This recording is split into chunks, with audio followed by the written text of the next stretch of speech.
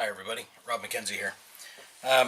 So I was tagged by Wild Ginger Bruce in a new video that's going about a new tagging that's going about. It's what's in your first aid kit, and there's been some really good videos so far. I've only seen a small handful of them, but there's definitely going to be a few more that'll be coming out, I think, because everyone seems to be tagging everybody. So it's interesting because everybody carries slightly different stuff in their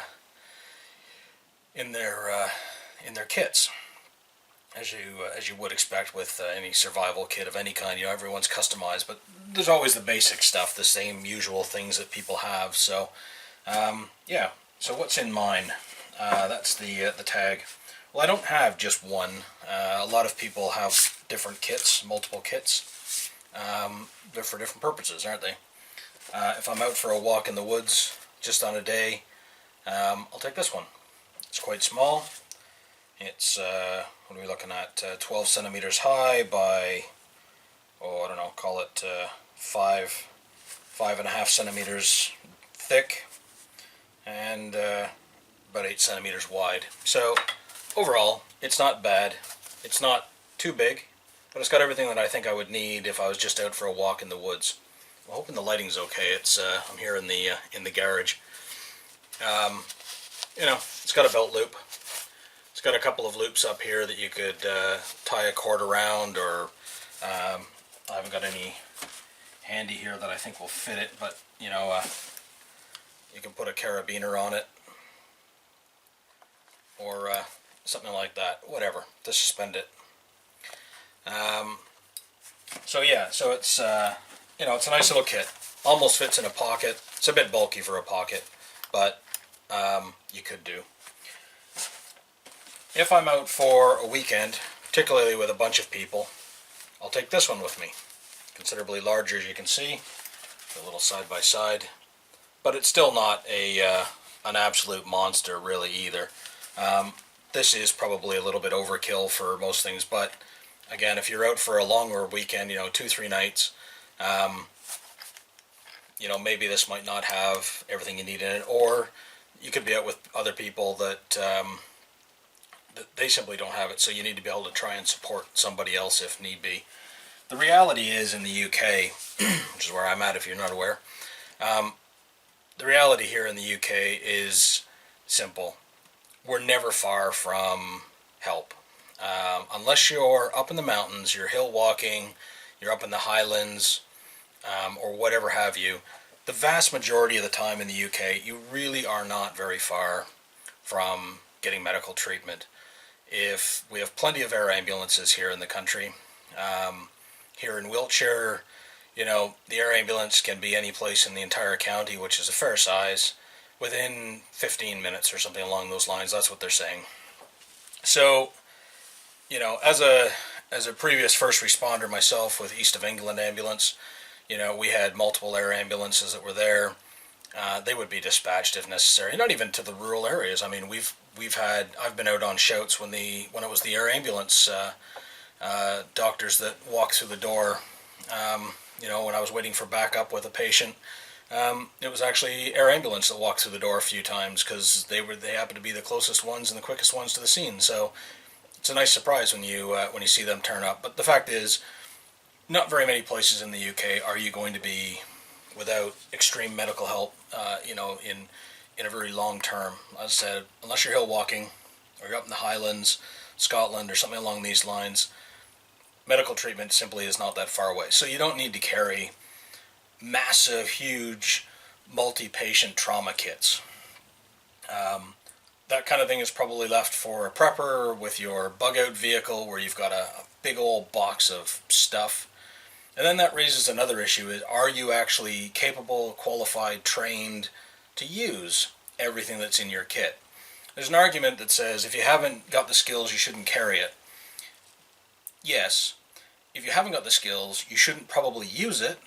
Carrying it, however, is another good idea, because whilst you may not be qualified, someone else may be.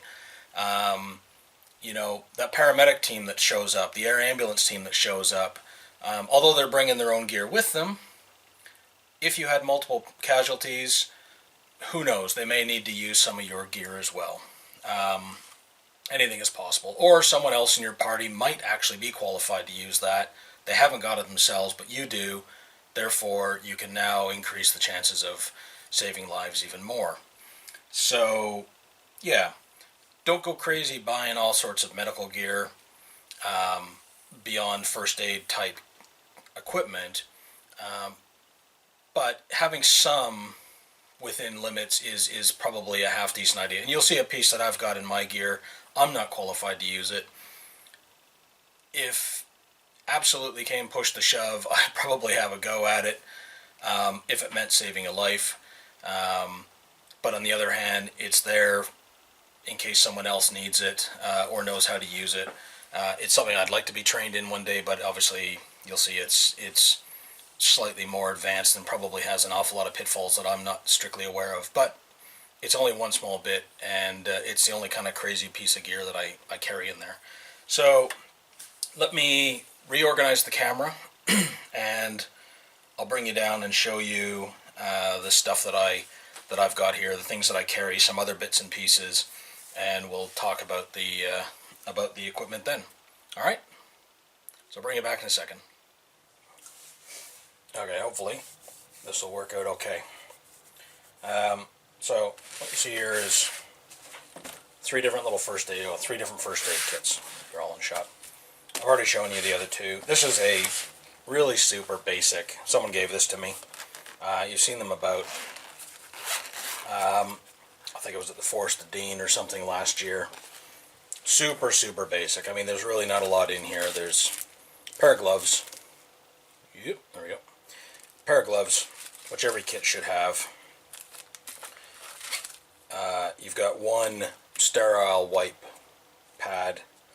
Don't know if it's alcohol based or not. It doesn't say. Probably is not alcohol based. Oh, sorry. I tell a lie. There are two. Children should be supervised.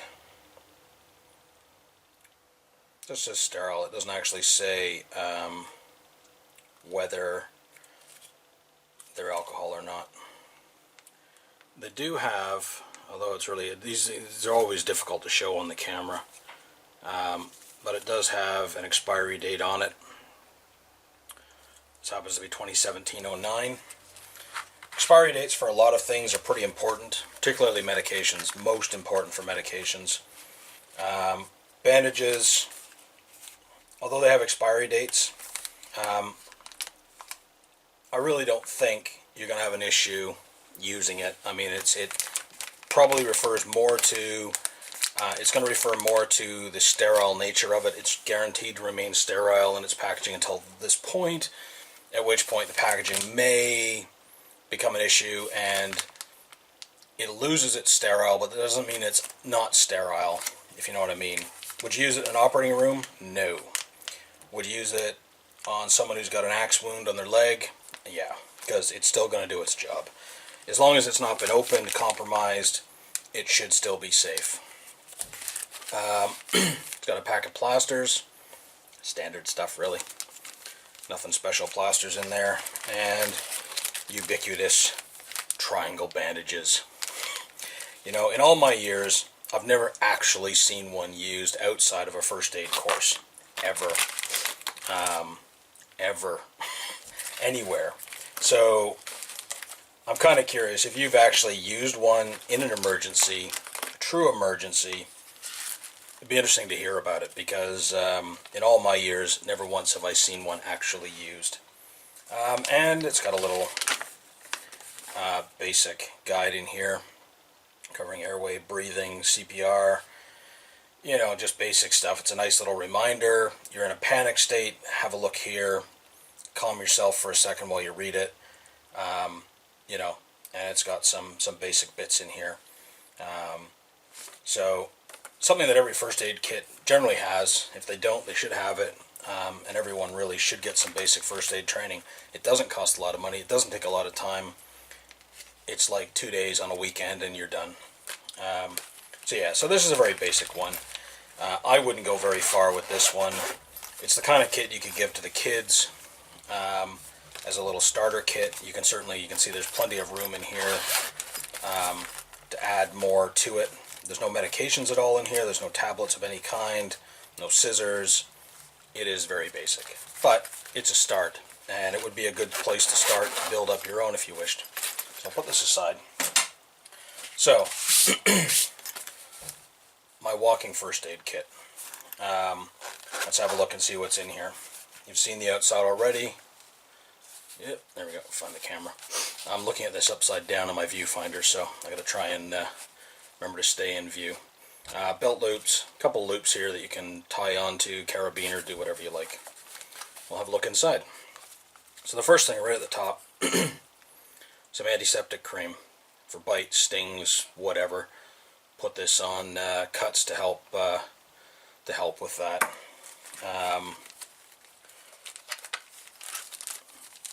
Emergency whistle in here. This one came included in the kit. This is from Mountain Warehouse.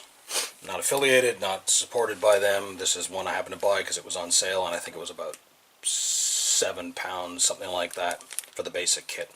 So, got an emergency whistle. Next pack that came in it, these are all the things that came in the pack. Oh, sorry, apart from the cream. The cream did not, that's mine. You've got sterile bandages. Quite long, I'd say that's probably a couple of meters long, all folded up, and you trim it to the length you want. You can see there's a piece there that's been cut because I have used it. So, yeah, you just basically trim whatever you like. Now, I did put into here, I did put in some steri strips, skin closure strips. These are cheap. They're two different sizes. I don't know whether the camera is going to pick that up well, but you can see we've got some thin ones and some wider ones. Obviously, it's dependent upon your situation and what you actually need. Worth having, valuable to have, I think. If you've got a fairly deep cut, sticking a standard plaster over it is simply not going to do the job. Plasters keep dirt and whatnot out. They do not close wounds.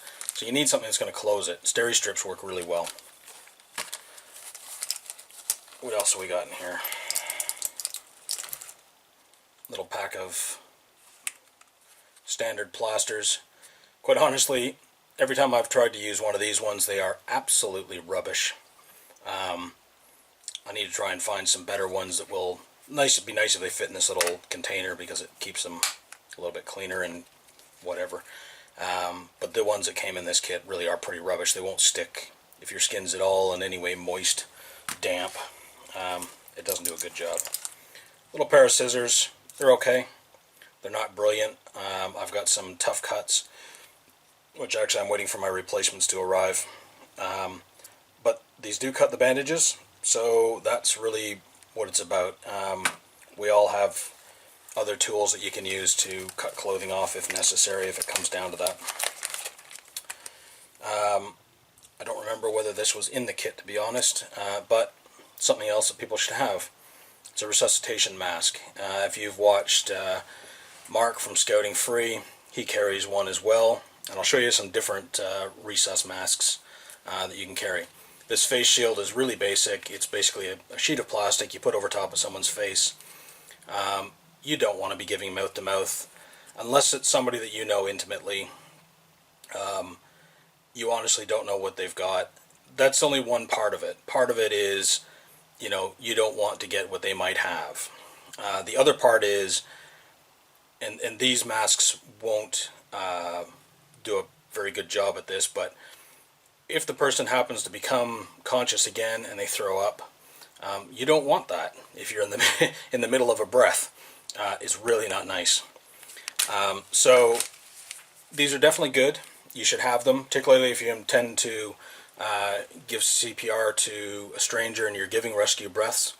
Rescue breaths are not mandatory anymore if you follow the Resus Council. It's still a good idea, but chest compressions are simply much more effective than a couple of breaths that in probably 80 to 90% of the time are not actually effective. People don't do it correctly. You don't get enough air into the patient. All you're doing is stopping chest compressions, and you're not helping them that much with breath. So something to carry. Safety pin fell out here. Let's see. A couple of finger bandages and an eye pad bandage. These were in the kit. What are they? 5 by 7.5 centimeter or 2 by 3 for the eye patch. And the finger one doesn't have measurements, but it'd be finger sized. Let's see what else we got in here. Burn gel. This one did come in the kit. It's a very small one. It's got a bit of burn gel in it. There's not a lot, but it'll help if you get a small burn. Obviously not for big burns. Cleansing towels, alcohol wipes. I tend to put more in than is necessary because, if you're out in the bush, you're filthy. As simple as that, and you don't want to be handling open cuts with your filthy hands. Save that for a minute. Pull out the rest of the stuff in here. So, yeah, a few more cleansing towelettes. And a few more safety pins, different sizes. Obviously, those are handy.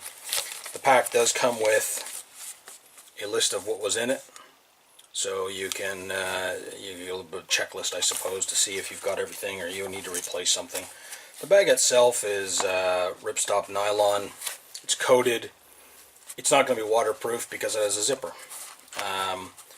If this goes into a river, it's taking the river out with it. So, keep that in mind. These are not, pretty much none of these are going to be waterproof. They're water resistant, shower resistant, I should say, at the best. And that's it. So, other additions here. Diarrhea tablets. Now, I don't have any paracetamols or anything in here, simply because they probably got used and I didn't bother to put them back. I usually have a little plastic bag of them, which I'll write the dates on. But yeah, so again, it's important to either keep the packaging so that you can see the expiry date on the packaging, or if you're going to cut the packaging up and cut that date, you need to write it on someplace what the expiry date is, because you don't want to be taking this in 5 years' time and, it may not be any harm to you, but it's not going to be any good for you either. If you are taking anti-diarrhea tablets, you're also going to need rehydration. Diarrhea will suck all the moisture out of your body very quickly. People die from diarrhea. They don't realize how dehydrating that is. It is really horrible. People can die and do die from it. So if you do have a prolonged case of it, i.e., I would say probably 24 hours or more, you want to consider some rehydration. These packages have got all the electrolytes and all the bits and pieces that your body's going to need to just to help stem off the diarrhea. So put a couple of those in. I've never personally needed them because I haven't gone that long with it, but they're worth having. More than 24 hours I reckon you probably should do. So that's what's in this kit. Now my camera battery's about to die, so this is a good time for me to, I'll pack this up and get the next kit ready and I'll bring you back. Okay, sorry about that. Battery went a little bit quicker than I expected. So we've just finished with this little kit. Again, very basic. It goes with me. It sits in my rucksack or my haversack or whatever. It's not big, but it does the job. Next one is the bag that I'll take out, as I said before, if I'm going out for a weekend. It's got more stuff in it. Carabiner. Other people have mentioned it. What I do when I get to camp is I'll take it out of my bag and I'll clip it someplace that people can see it. Into my hammock, whatever. Ridge line, something.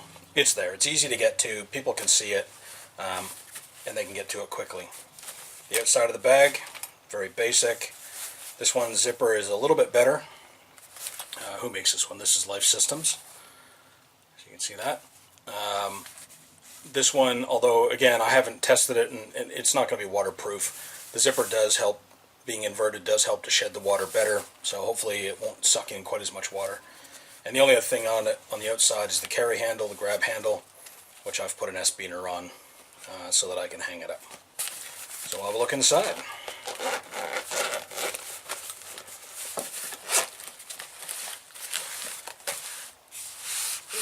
Can you see it? There we go.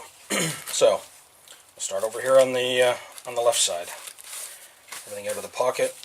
We've got antiseptic wipes. There'll be a bunch more in there, but definitely worth having. The Primary Health Travel Guide. This came with it. It's got a list of contents of what's inside. Quick little how-to. How to avoid diseases. Because this is the adventure kit, it's designed more for people who are traveling, so some of it is not necessarily related to here. However, it's still a good read. It's worth having. There's reminders in there, CPR, mouth-to-mouth, recovery position, you know, good information to have as a refresher. Gloves. I think these were ones that I've added in myself, but these are nitrile gloves. And there's 2 pairs of large powder-free gloves that came with the kit itself. So 3 pairs of gloves.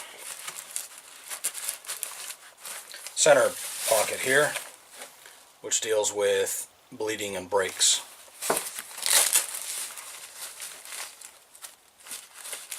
It has all the usual things.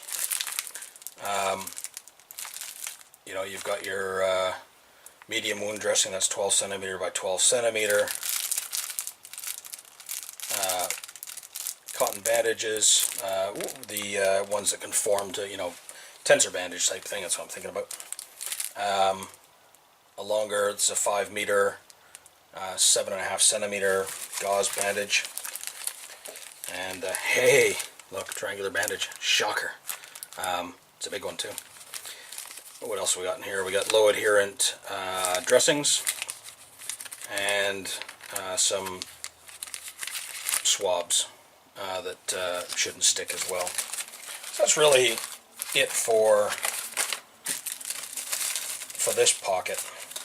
The only other thing that I added into this, and this needs to get looked at getting replaced, this is a resus mask from St. John's. The difference with this one, I'm not going to unfold it because I'll never get it back in here again, but this has a built-in one-way valve on it. So when you open this up, if the person comes to, they're not going to throw up into your mouth. Actually, I'm not sure if it's a one-way or just simply doesn't allow anything to come back, like because of the material in there. So it's going to keep particles out, basically. Allows air through, but particles won't come through. Still, this is better than the flat resus mask that doesn't have a valve of any kind in it. This will protect your face and protect you a little bit more than the other masks. They're not that expensive. They're probably $2-3 quid for this kind. The downside is you can see how thick it is. It doesn't pack flat because you've got this large valve in here. So small consideration, but it does fit nicely into this pocket. Alright, the last pocket is medication and various accessories. So this pocket's actually in 2. I'll pull stuff out, and then I can show you what I've got in here. Right, so, razor blade.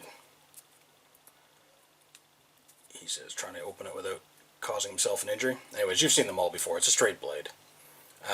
Useful if you need to, you know, cut something, whether it's the material or someone to get something out of a wound. Useful. I think this actually came in it, but I can't remember. Oh no, let's see, it's got some glue on the back, so it must have been one I put in. Tiny, tiny little button compass. Yeah, you can see on my thumbnail how small it is. Does it work? Is it useful? I think it gave you a general direction. I wouldn't navigate too far with that on its own. Also with it, with the kit, pair of tweezers. fairly decent, quite sharp at the ends. It is sort of a flat tip on it, so you're not going to get inside of a cut, but they would work. I wouldn't hesitate to use them. Little tape. How much is there? 5 meters of tape on there, never been used. Safety pins go along with the other stuff. Burn shield. This is the burn gel. I can't remember whether I added this one or it came in here. It might have come in this one. 3.5 milliliters, not a lot, but if you've got a small burn from a fire or whatever have you, it'll help. What's this? Patient information leaflet. Oh, that's for paracetamol, never mind that. Puritan. Allergy tablets. Again, I've left the dates on here. These are March 2016. I've got some other hay fever tablets, different ones. May 2016 is the date for those. Imodiums. Again, the date's on it. These ones actually have expired, so good thing I looked in here. They can go. And these are some fresh diarrhea tablets, November 7th, 2017. So these ones, definitely bin those. I've added this. It's a tick key. It's not necessarily the best method of removing a tick, but it's the only one that I had at the time, so it went in the kit.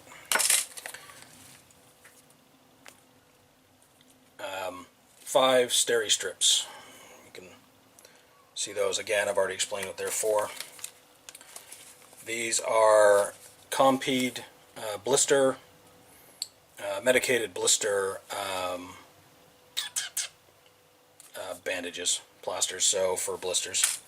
More steri strips.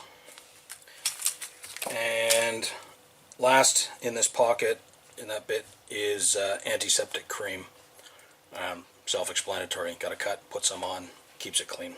Stand by. Sorry about that. So yeah, antiseptic cream. Self-explanatory. Fair size tube. Pick it up anywhere. So set that aside. And then in the back of this pocket, a bunch more goodies. Scissors, as before. They work, they do the job. I will replace them with Tough Cuts. But they cut bandages, they do what they're supposed to do, so no real complaints. Antiseptic wipe. Again, a couple of rehydration packets in case you are suffering from diarrhea. Good to have. A antiseptic wipe that has been compromised. It's discolored, so that's going to go in the bin. Again, this is all good reason to check your kits. They're not antiseptic, but you can pick these up. You know, you can see where they're from. They will help clean your hands up. Again, they're not antiseptic, but they will help clean, so it might be worth having them. More antiseptic wipes. This kit came with a lot of them. We have got a pack of assorted size plasters. These ones actually are fairly decent. They're better than the other ones. There's a bunch of different sizes in here, 5 or 6 different sizes. And a whole bunch of gauze pads. Now, the only other thing that I carry in this kit, and this is one of those items where I'm not qualified to use it. I would use it. I wouldn't hesitate if it was uber life threatening and I was in a right state of mind to do it. If I was panicked or in shock myself, no, definitely not. But this is a sterile sealed suture. It's 24 millimeter needle. It's 3/0 suture, 90 centimeters of suture line on here. So, you know, it's the only thing that I carry that I'm not qualified to use. But it's one of those things that if someone else is, then it's there, and it may be a real lifesaver being able to stitch somebody up if they're that badly cut. So there you have it. That's what I carry. Between the two kits, that's what I carry when I'm out, be it a walk in the daytime or a weekend away in the woods. So quickly pack this back in, and we'll go on to a few other bits and pieces that can be useful for people, and you may consider carrying them at some point. They don't take a lot of training, and frankly anyone can use them. Scissors go in there.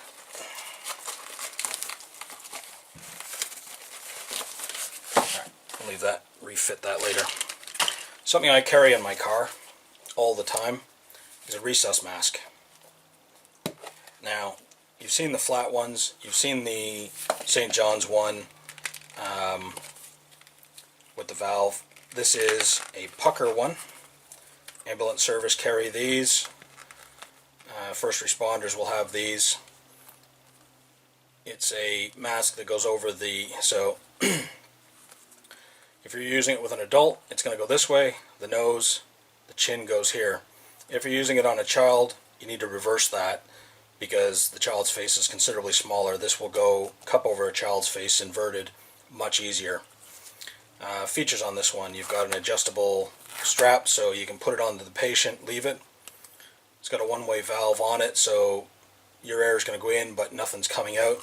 The valves are replaceable, so if you ever had to use this, although these can be considered disposable, they can also be washed and disinfected, bleach and all that sort of stuff, boiled in water, whatever you want to do to disinfect them. The valve, on the other hand, has to be binned.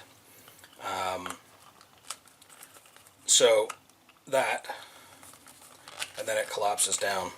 There's also an air intake, there's a valve here that you'll put an air line on from an air tank from oxygen. The ambulance service would use that. We used to use it as a responder as well. And that way, when this is strapped onto the patient, you're giving CPR, they have a constant airflow going into them. You give your breaths, or use a bag valve mask, and that will satisfy the air requirement. Not hard to get. They're easy. eBay, wherever. If you are going to get one, it is worth taking a first aid course to learn the best way to use them, although they're not difficult. They are quite easy. And pick yourself up some replacement valves.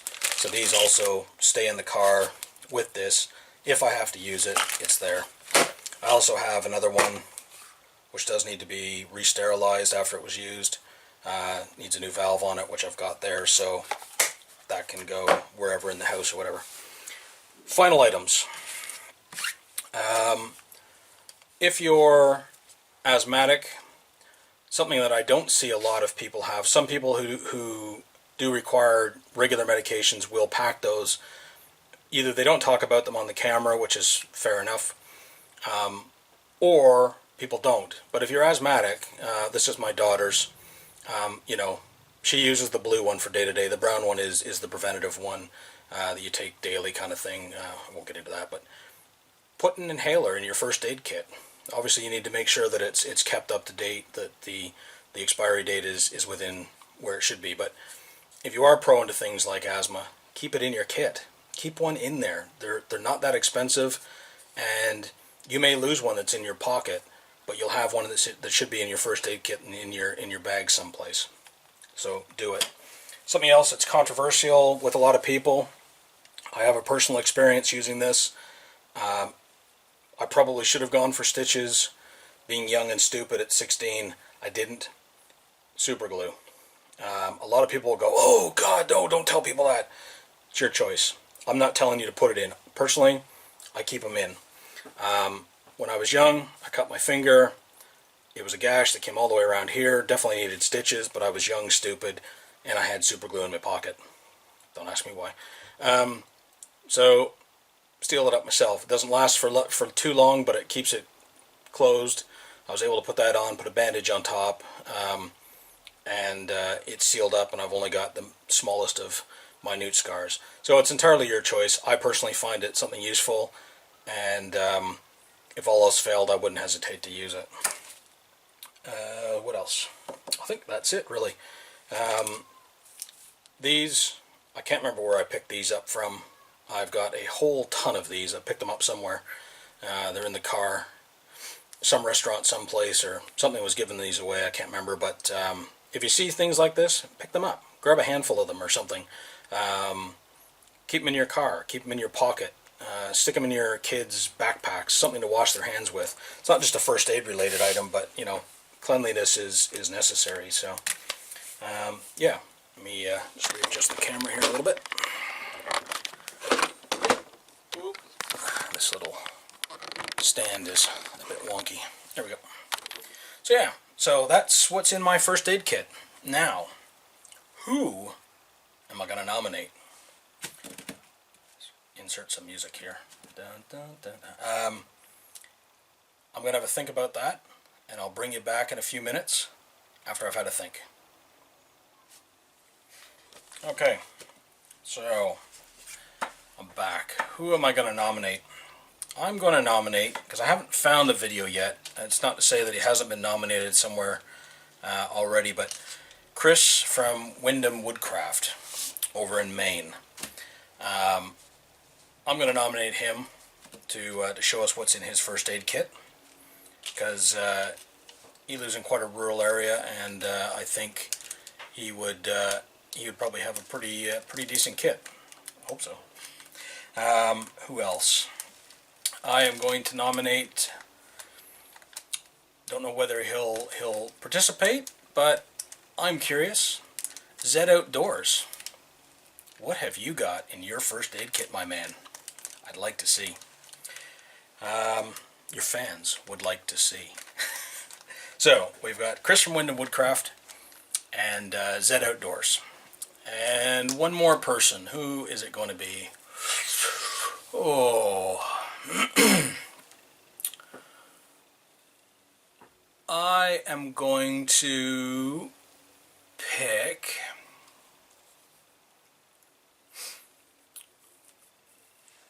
tough choices. I'm trying to think of who's already done them and who is likely to do it. That's the other thing. Could nominate a whole bunch of people, but I'm pretty sure that a bunch of them may or may not participate. So I'm trying to pick people who are most likely to.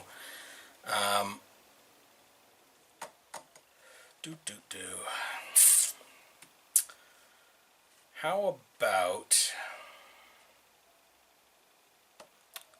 Sparky Steve? I don't know whether he's been tagged by Bruce or somebody in the MTFU, but I would like to see Sparky Steve's. Now, on the long shot, I would like to see what people like Mike Barton from bushcraftbartons. Barton Bushcraft? Oh, I always get that mixed up. I'd like to see what he carries in his first aid kit, given that he's out. He is very rural. I suspect that medical call-outs would be very timely, take a fair amount of time to get to him. He hunts. He's always got an axe and whatnot with him, so I expect that he's got a fairly half-decent first aid kit. So yeah, Mike Barton, if he sees this or someone passes it on to him, I'd be curious to see what he says. And as a challenge, there's a challenge to this. Anyone who's in the MTFU that hasn't been nominated or hasn't already done a video, I'd like to see everyone in the MTFU do a video of what's in their first aid kit. Why narrow it down to just a couple of people? Let's open the doors. Floodgates are open. Everyone that's in MTFU. Why not? So, quick little pan here at the stuff again. So, my walking first aid kit, my weekend group first aid kit. Little one, kids could carry that. The recess masks, spare valves. I don't use the inhaler myself, but for the daughter, or anyone who is asthmatic, get one into you. Get one into your kit. And super glue is optional. I carry it. It's entirely up to you. People cringe at the idea of it, but I have used it. It does work. And just some additional anti-bac gel, anti-bac hand wipes. Again, I can't remember where I got them from, but I picked up a pile of them when I did. So they, yeah. Anyways, that's the that's the gear, and that's what's in my kit. So, anyways, thanks for watching. Turn this around so I can see myself. Thanks for watching, and I can't wait to see what's in yours. Cheers, and see you in the next video.